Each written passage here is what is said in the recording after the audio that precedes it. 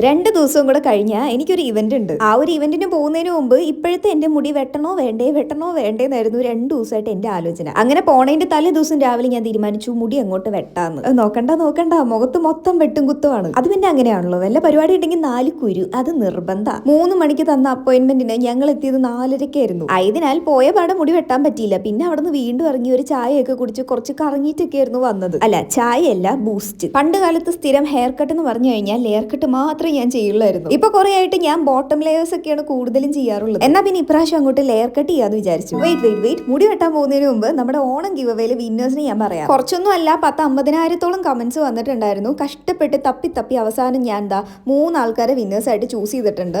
ഇവരൊക്കെയാണ് നമ്മുടെ 3 winners. First one Nivel Bloom, second one Husky Tails and then third one തൃശ്ശൂർക്കാരി. അപ്പൊ ഈ 3 ആൾക്കാരും ഇന്നല്ലെങ്കിൽ നാളേക്കുള്ളിൽ ഈ ഒരു മെയിൽ ഐ ഡിയിൽ കോൺടാക്ട് ചെയ്യാം. ഒരുപാട് ലേറ്റ് ആവുകയാണെങ്കിൽ നമുക്ക് വേറെ വിന്നേഴ്സിനെ സെലക്ട് ചെയ്യേണ്ടി വരും. അപ്പൊ കൺഗ്രാറ്റുലേഷൻസ്. എന്നാ പിന്നെ നമുക്ക് പോയി മുടി വെട്ടിയാലോ?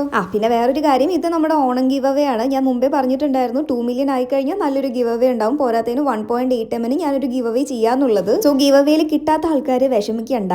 ഗിവ് അവേ കിട്ടിയില്ല എന്നൊന്നും പറഞ്ഞിട്ട് പറയണ്ട. നമുക്ക് നെക്സ്റ്റ് ഗിവ് അവേയിൽ നോക്കാം. അപ്പൊ നമുക്ക് നമ്മുടെ മുടിവെട്ടൽ അങ്ങോട്ട് ആരംഭിക്കാം. നമ്മുടെ ഹെയർ ഡ്രസ്സറിന്റെ പേരാണ് അനസ്. ആൻഡ് പണ്ട് മുതലേ ഞാൻ എറണാകുളത്ത് വന്നു കഴിഞ്ഞാൽ അനസേട്ടൻ്റെ കൂടെ വന്നിട്ടാണ് എപ്പോഴും ഹെയർ കട്ട് ചെയ്യാറുള്ളത്. പക്ഷെ കുറെ കാലമായി ഞാൻ ഇവിടെ വന്നിട്ട് ഇപ്പൊ പിന്നെ സ്ഥിരം ഇവിടെ തന്നെ ആയതുകൊണ്ട് നമുക്ക് എപ്പോഴെങ്കിലും വന്ന് മുടി വെട്ടാലോ. അധികം ലെങ്ത് ഒന്നും കുറയ്ക്കണ്ട എന്ന് പറഞ്ഞ് വിചാരിച്ചതായിരുന്നു. പക്ഷെ പിൻട്രസ്റ്റിൽ കുറെ ഇൻസ്പോ പിക്ക് ഒക്കെ കണ്ടു കഴിഞ്ഞപ്പോൾ എനിക്കൊരു മീഡിയം ലെങ്ത് മതിയെന്ന് തോന്നി. ആഫ്റ്റർ ഓൾ മുടി തന്നെയാണല്ലോ, എപ്പോൾ വേണേലും വളരുമല്ലോ. ഞാൻ ഇവന്റാന്നൊക്കെ പറഞ്ഞിട്ട് പറഞ്ഞില്ലേ, എന്ത് ഇവന്റാന്നുള്ള ഡീറ്റെയിൽസ് ഒക്കെ ഞാൻ പറയാം. ഇടയിൽ ഞാനൊരു റെഡ് ഡ്രസ്സ് ഒക്കെ ഇട്ടിട്ട് വന്നില്ലേ, വേറൊന്നുമല്ല, ഞാൻ വേറൊരു സ്ഥലത്തോട്ട് വന്നിരിക്കുക. അപ്പൊ ട്രാവലും കാര്യങ്ങളൊക്കെ ആയതുകൊണ്ട് ഗിവ് അവേ വിന്നേഴ്സിനൊന്നും കറക്റ്റ് ആയിട്ട് കണ്ടുപിടിക്കാൻ പറ്റിയിട്ടുണ്ടായിരുന്നില്ല. അതുകൊണ്ടാണ് കുറച്ച് ലേറ്റ് ആയത്.